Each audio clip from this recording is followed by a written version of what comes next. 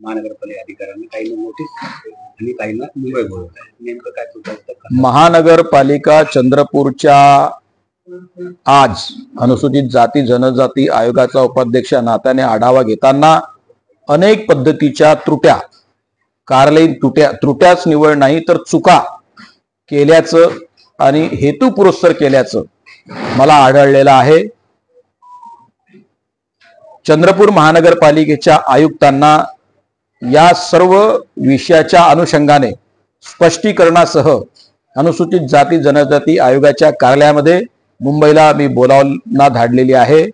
आज तुमचे विधी अधिकारी, असेसमेंट ऑफिसर्स, ऑडिट ऑफिसर हे सगळे कोणत्याही प्रश्नाची समाधानकारक उत्तरं मला देऊ शकलेले नाही आणि अनेक पद्धतीच्या चुका अधिकाऱ्यांच्या हातून झालेल्या आहेत. अनेक पद्धतीचे ऑडिट ऑब्जेक्शन्स असल्यावर देखील त्या पद्धतीचा कोणताही कंप्लायन्स रिपोर्ट महानगरपालिकेनं संबंधित विभागाला पोचता न करणं हे देखील अत्यंत चुकीचं आहे. कोणत्याही पद्धतीचं मुवमेंट रजिस्टर, हलचल रजिस्टर देखील, नोंदवही देखील महानगरपालिकेत आढळलेली नाही. त्यामुळं येत्या भविष्य काळात या सगळ्या महानगरपालिकांनी आपल्या कामात सुधारणा केली नाही तर अनुसूचित जाती जनजाती आयोग निश्चितपणाने त्यांच्या विरुद्ध कठोर कार्यवाही करेल.